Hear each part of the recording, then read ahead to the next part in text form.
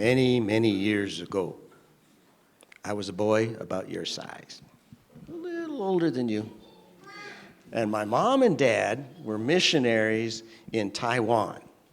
And we got a dog, a Pekingese dog. They're kind of small and cute and very friendly. And they named him Ping. Sounded like it'd be a good name for a Pekingese dog. Now, Ping was an interesting dog. One day I was eating an orange, sitting on the back steps of our house. And Ping got in front of me like, please, can I have some? I said, come on, dogs don't like oranges. I don't want to give you any orange. I don't want to give you any orange. You won't like my orange. But he said, oh, I love oranges. I'm sure I'll love oranges. Now, he didn't really talk, but that's the way he acted. And I said, okay, I'll make a deal with you. I'll give you one piece, but you have to eat it. So I gave it to him, and I said, no. The deal was you eat it. So he ate it. And then he asked for more. Turns out he liked bananas, too. And we had to put our banana peels not just into a trash can with an open top. He would dig in there because he liked the smell of bananas. He would take the banana peels out of the trash. He loved bananas. He loved oranges. He loved fruit. After I went off to school, my mom and dad got a cat. Now, if you named your dog Ping, you should name your cat Pong.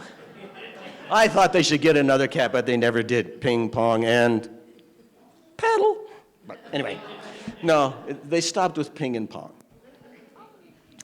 Now, in Taiwan, our house didn't have a furnace for heat. It wasn't that cold in the winter, but it was cold. So for heat, they had a little electric heater that sat on the floor and got nice and red and blew a little bit with a fan.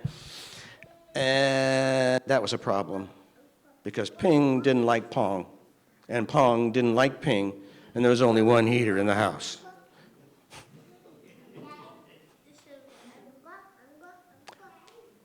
Before the winter was over, they would sleep together in front of the one heater because it was the one warm place you could have. And they made up and they became friends. You know, I think we could learn a lesson from that. We can learn to get along with people we don't get along with very well. We can learn to do that. We actually can. In fact, when I was a pastor, there were two ladies in one of my churches that used to be friends, but they hadn't talked to each other for a long time, maybe years. Margaret, and now the other one's name escapes me, sorry. I knew it yesterday. They hadn't talked in a long, long time. And we had a young man who was working as a Bible worker. He went to visit both of them, and he said, Pastor, I think we have a problem. I said, I know.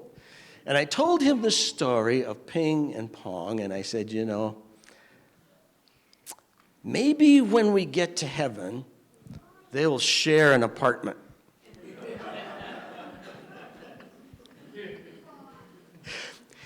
He told them the story of Ping and Pong, and maybe they would share an apartment in heaven, and they laughed, and they made friends again.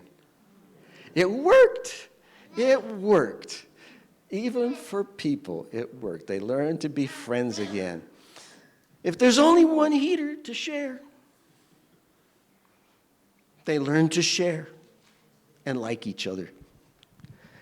And if there's only one heaven to share, we're going to learn to like each other and share. We are.